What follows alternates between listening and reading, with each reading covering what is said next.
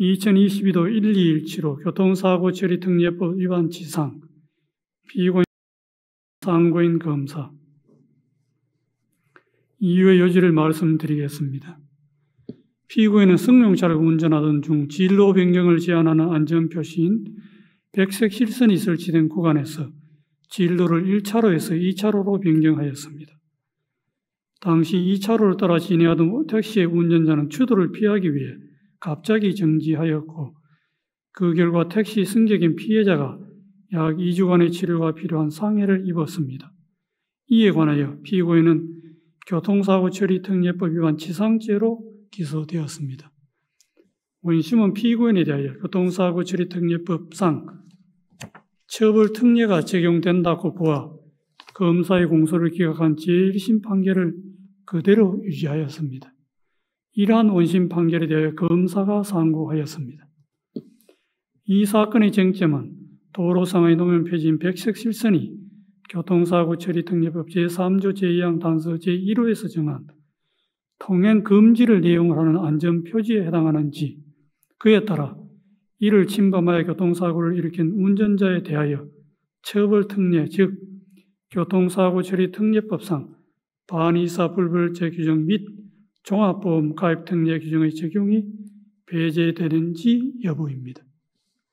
결론적으로 백색 실선은 통행 금지를 내용하라는 안전표지에 해당하지 않으므로 이를 침범하여 교통사고를 일으킨 운전자에 대하여는 처벌 특례가 적용된다는 것이 대법원의 일치된 의견입니다. 그 이유는 다음과 같습니다. 교통사고 처리 특례법 제3조 제2항 단서 제1호는 처벌 특례가 배제되는 안전표지 위반에 관하여 통행 금지 또는 일시정지를 내용하는 안전표지를 위반하여 운전한 경우로 그 적용 범위를 한정하고 있습니다. 도로교통법과 그 시행 규칙에 따르면 백색 실선은 차의 진로 변경을 금지 제한하는 것을 표지하는 안전표지로서 차의 통행을 금지하는 취지의 기재가 없을 뿐만 아니라 일반적인 통행 금지 안전표지와는 다르게 금지 사실의 통보, 협의, 공고 절차에 관한 규정도 두지 않고 있습니다.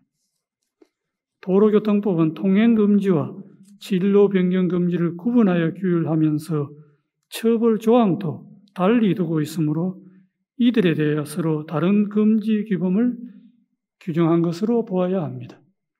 진로 변경 금지 위반이 통행 금지 위반에 해당한다고 보는 것은 문헌의 객관적인 의미를 벗어나 피고인에게 불리한 해석을 하는 것입니다.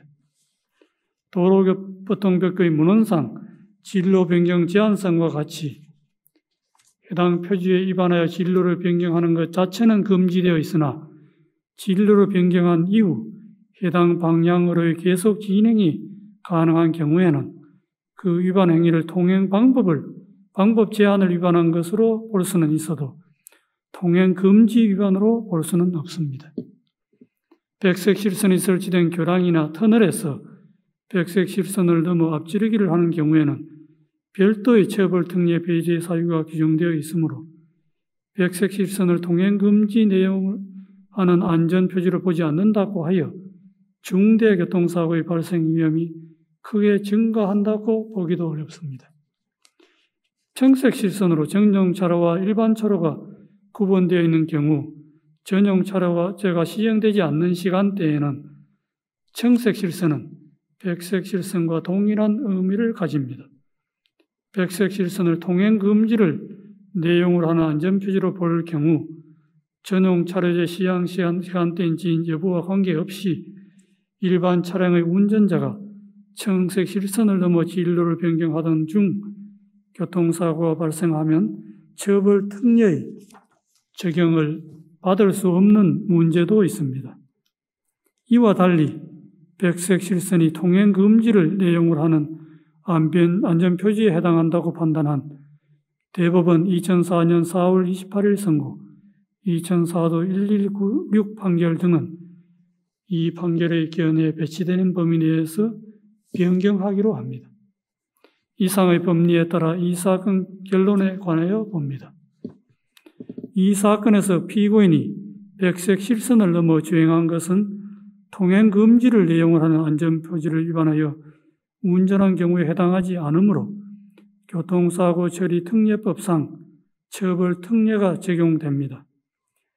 이 사건 당시 피고인이 운전한 승용차가 자동차 종합보험에 가입되어 있었음은 원심이 인정한 바와 같습니다.